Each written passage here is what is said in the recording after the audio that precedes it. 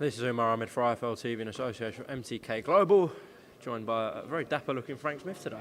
Thanks, mate. Just about fits, to be honest. It's all getting a bit tight.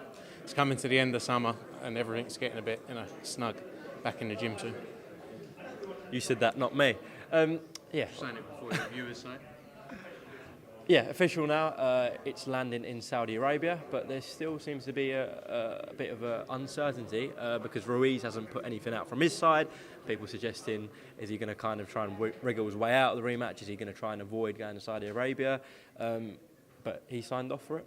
All signed up. It's always been signed up. So December 7th, Diria. Looking forward to it. Can't wait to get started. It's been a great start, and the press tour starts early September with the two of the guys. So very exciting. Came out the blue a little bit. We're expecting it to land in either Cardiff or MSG, and there was obviously rumours of it happening in Mexico as well. Of course, there's an obvious reason why it is going to Saudi Arabia. There's been a lot of money offered for them to host it. Eddie mentioned also that about growing the sport, and that Saudi look like they're going to be keen investors going forward. So is that a part to play in it as well? I think you just have to see what Saudi have been doing, with other sports, the likes of Formula E, their investment there, which is a sport that I think will take over Formula, the growth of Formula One. You got the WWE was recently there. I think the Royal Rumble took place there, which I used to be a big WWE fan back in the day. You've got huge horse racing events there. You've got the Italian Super Cup. Massive events are going there, massive sporting events. And, they really want to build into a place that have these huge sporting events, arts, culture, as they say. Everything's very important for them. As they, there's a lot of change going on in Saudi Arabia, as people can see. So, I think it's very exciting. I think, and it's great to get in there early. We've been lucky enough to take some events to some great places. We get to work all over the world, and this is another one we're very excited about. Eddie was very vocal before the rematch was announced that Joshua's best chance, or there would be a massive advantage for Joshua to have it in Cardiff. And obviously the priority is to get them belts back. So why are we going to another venue bar Cardiff? I personally think that, if someone's going to win, they're going to win wherever it is. If he's going to win that fight, it doesn't matter where it is. It could be in the back garden. It could be in your back garden. It just comes down to the two of them on the night. Because they get in the ring, it's not like they're looking, I don't think they're looking out to the crowd. I'm not a sportsman. I'm not a professional sportsman. I just think wherever you go, wherever you take it, it's about those two guys in the ring. And I think they're at such a high level of the sport that wherever it is, it shouldn't make a difference, personally. Okay, I'm not saying if it was in Cardiff, it would be dead certain that Joshua would win. Obviously, but it's not dead certain wherever, is it? I personally don't think. No. But surely you'd have maximum advantage in Cardiff, just like Ruiz would have maximum advantage if it was in Mexico. See, I'm not a sportsman, so I can't talk. Really? I mean, I've dabbled a bit, but I can't talk from their perspective. All I can say is I think, the highest level of this sport. I personally think that doesn't make a difference.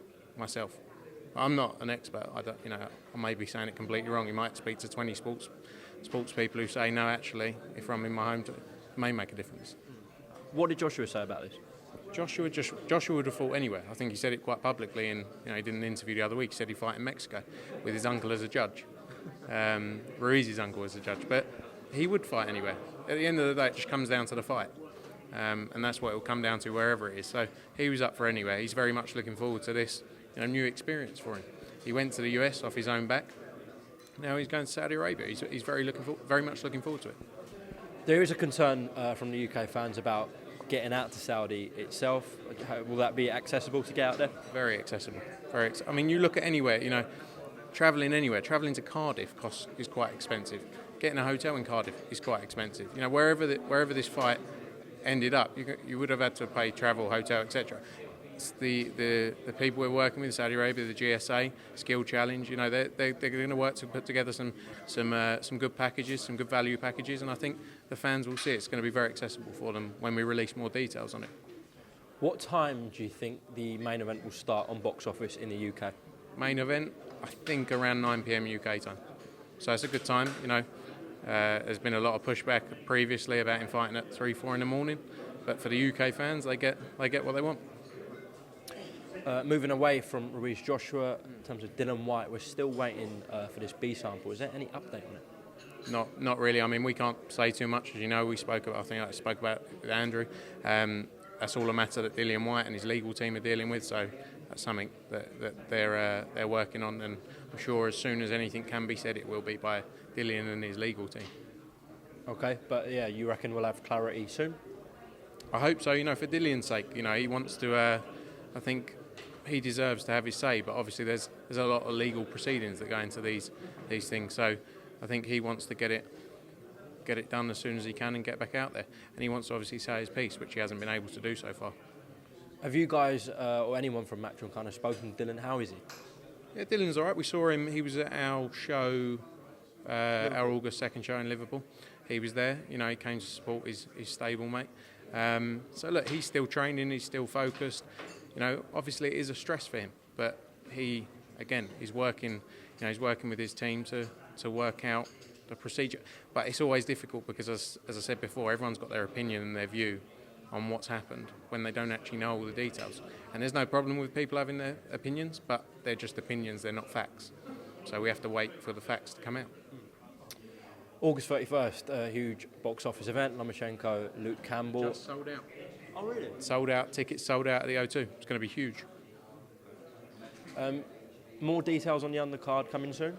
Yeah, we've got a couple more. Obviously, we've announced Hughie Fury, Alexander Povetkin. Charlie Edwards makes a world title defence. It's going to be a stacked card on there, so a few more to come as well. And then you're looking at September the 7th, aren't you, in Scotland? Is that still looking likely to happen? I think we're going to look at another date in September just because of the time period now. So we'll announce. We've got some meetings this evening, so we'll announce hopefully this week some more details on our further schedule down the line. Okay. But obviously, week after, Devin Haney, Abdullayev, it's done. I mean, that fight was, it was no secret that fight was going to happen. What was kind of the delay in the announcement for that? It was just because we were, at one point we were going to do it the night prior to Canelo. So we were going to do it in Vegas the night before Canelo. Obviously, Canelo's not fighting that weekend now. So it all changed a bit, but that show was always planned to happen. We were just getting the right location. You've obviously got Hunter against Kuzmin, which is a great fight on that card.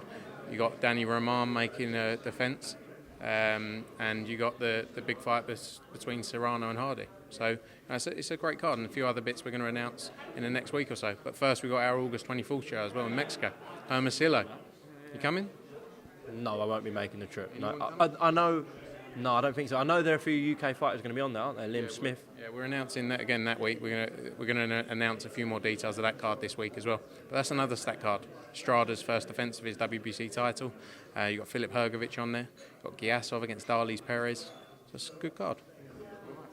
What else is happening in the world of Frank Smith? Lots of travelling, lots of running about, but it's an exciting period. We've got a show planned for, I think, nearly almost every week up until Christmas. So it's going to be a busy period. We're got to get some announcements out there, working hard to get all that together, and we should have some news soon. Okay, Frank Smith, thank you very much for talking to IFL TV. Is there anything you want to add? Not really. Tune in next Saturday, Hermosillo. Saturday after that, Sky Sports Box Office, Luke Campbell, Vasily Lomachenko. Luke Campbell, he's going to do the unexpected. Big prediction, there you have it. Thank you very much. Thanks,